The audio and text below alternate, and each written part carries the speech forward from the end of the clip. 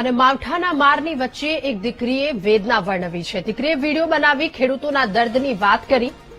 ભલભલાનું હૃદય દ્રવી ઉઠે એવા શબ્દોથી ખેડૂતની વ્યથા દીકરીએ વર્ણવી છે। કહ્યું, સેટેલાઇટથી પાક ન દેખાયો, શિયાળે માવઠું ક્યાં દેખાવાનું છે। અમીર પકોડા ખાવાનું વિચારે અને ખેડૂતને ઝેર જેવી પરિસ્થિતિ ઉભી થઈ છે। આ દીકરીએના શબ્દો કે ભલભલાનું હૃદય દ્રવી ઉઠે।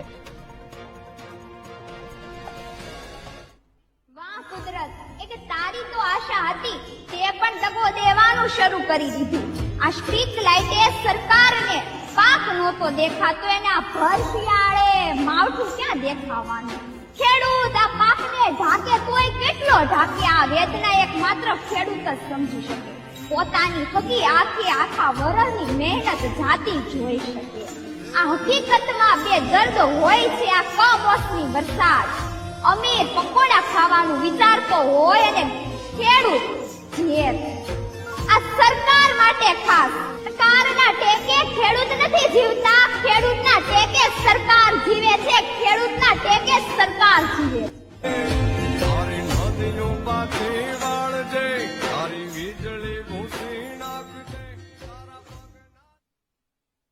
ત્યારે આ માવઠાના કારણે ખેડૂતોની શું હાલત થઈ છે। પડ્યા પર પાટું, મોઢામાં આવેલો કોળિયો છીનવાઈ ગયો, ચારે તરફ પાણી, તૈયાર પાક પલળી જવાના કારણે ખેડૂતની શું દશા થઈ છે એ દશા આ દીકરીએ પોતાના શબ્દમાં વર્ણવી છે। ખેડૂતોની વ્યથા તેણે વર્ણવી અને ભલભલાનું હૃદય દ્રવી ઉઠે એવા શબ્દો તેના, કારણ કે પરિસ્થિતિ એક તરફ ખેડૂતોની એ પ્રકારની થઈ છે અને બીજી તરફ જે દીકરીના શબ્દો છે, માવઠાનો માર ખેડૂતે સહન કર્યો છે અને તેમ છતાંય હજુય અચર અડીખમ રીતે ઉભેલો આ ખેડૂત કે જેના શબ્દો, એની વ્યથા એણે શબ્દો થકી આ વર્ણવી છે।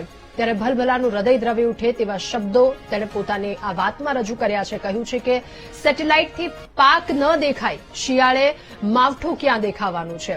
અમીર જ્યારે આ પ્રકારનું વાતાવરણ થાય છે ત્યારે પકોડા ખાવાનું વિચારે છે। આ વાતાવરણ તેમને ગમે છે, પરંતુ આ વાતાવરણ ખેડૂત માટે ઝેર સમાન હોય છે। આ વરસાદ ત્યાં સુધી સારો લાગે જ્યાં સુધી સિઝનનો વરસાદ હોય, પરંતુ માવઠું બનીને આવે ત્યારે ખેડૂતના માથે દશા બેઠી હોય એ પ્રકારની પરિસ્થિતિ ખેડૂતની હોય છે। સ્થિતિ કદાચ શબ્દોમાં ન વર્ણવી શકાય, એટલી અઘરી, એટલી મુશ્કેલ, પરંતુ આ દીકરીએ પ્રયાસ કર્યો છે। એના શબ્દો થકી ખેડૂતની શું હાલત છે એ સૌરાષ્ટ્રના તમામ ખેડૂતો હોય, દક્ષિણ ગુજરાતના તમામ ખેડૂત હોય, કારણ કે પાક તૈયાર થઈ ચૂક્યો અને ત્યારબાદ તેના પર પાણી ફરી વળ્યું।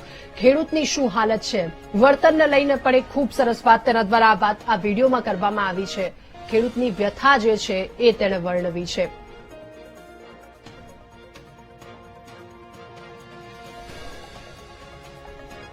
ત્યારે વાયરલ વિડીયો સુરતની ખુશી પટેલનો હોવાનો ખુલાસો થયો છે। સુરતની દીકરી કે જેણે આ શબ્દો થકી વેદના વર્ણવી છે। વીટીવી ન્યૂઝ પર ખુશી પટેલ એક્સક્લુઝિવ, એમનો આ વિડીયો સોશિયલ મીડિયામાં ઇન્ફ્લુએન્સર છે ખુશી પટેલ, એણે ખેડૂતોની વેદનાને વર્ણવી છે।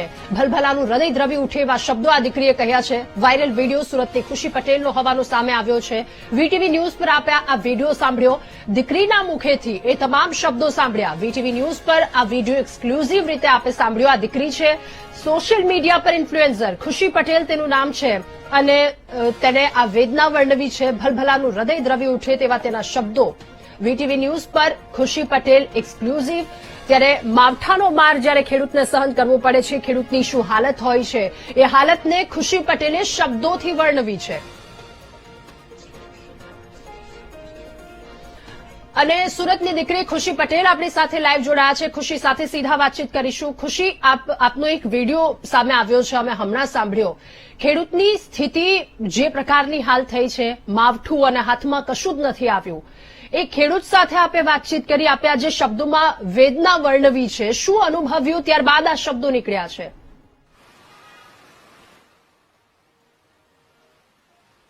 જ્યારે એક ખેડૂતની દીકરી હોય અને કશું જ હાથમાં ન આવતું હોય, જ્યારે 4 મહિના એક ખેડૂતની દીકરી થઈને બધું જ હાથમાંથી જતું જોવા મળે। 4 મહિના ઈ કાળા તડકે મહેનત કરી હોય અને છેલ્લે કઈ જ હાથમાં ન આવે ત્યારે આમ હૃદયમાં આમ કહેવાય ને કે કઈ જ હાથમાં ન આવ્યું હોય, તમે આખા વર્ષ મહેનત કરો અને તમારી કમાણી તમારી આંખની સામેથી જાતી હોય તો તમને કેવું દર્દ થાય। બસ એવું જ મેં અનુભવ કરીને આ વાત એક સમક્ષ તમારી બધાની સમક્ષ રજૂ કરી છે। અને એમાં એમ કહેવામાં પણ આવ્યું છે કે આ સ્ટ્રીટ લાઇટે સરકારને પાક દેખાતો, એના ભરશિયાએ માવઠું ક્યાં દેખાવાનું? એટલે એમાં એમ જ કીધું છે કે આ પૂરતા ભાવ ખેડૂતોને નથી મળતા. અને જો આ સરકાર જ્યારે વેરો અને બધું લે છે ત્યારે ઈ લોકો હચોડા અચકાતા નથી. અને ઈ ત્યારે વેરો ને બધું લઈ લે, ક્યારેક લાઇટ બિલ કોકથી મોડું ભરાણું હોય ત્યારે ઈ લોકો કટ કરી નાખે લાઇટને. અને જ્યારે એના ઈ જે ખુદ ઈ જે જ્યારે ઈ ખુદ એના પેટની અંદર અન્ન હોય અને જ્યારે એનો જ ભાવ કરવાનો આવે ને ત્યારે ઈ લોકો પાછળ હટી જાય છે. ત્યારે આ જગતના તાતને પૂરતો ભાવ નથી મળતો. બસ આ સરકારને બે હાથ જોડીને એટલી અપીલ કરું છું કે છે ને ખેડૂતને પૂરતો ભાવ મળે. બિલકુલ જય ગો ખુશી, માતા, જય ગોપાલ. બિલકુલ ખુશી, ખૂબ આભાર. અને આ જે શબ્દો અને શબ્દોમાં વેદના પણ સ્પષ્ટપણે દેખાઈ રહી છે. આશા છે કે દરેક ખેડૂતની જે મુશ્કેલી છે એ સરકાર સમજે અને તમામ વળતર એમના સુધી આપવામાં આવે. આભાર ખુશી આપનો વીટીવી ન્યૂઝ સાથે જોડાવા બદલ. તો દીકરીએ જે શબ્દો થકી વેદના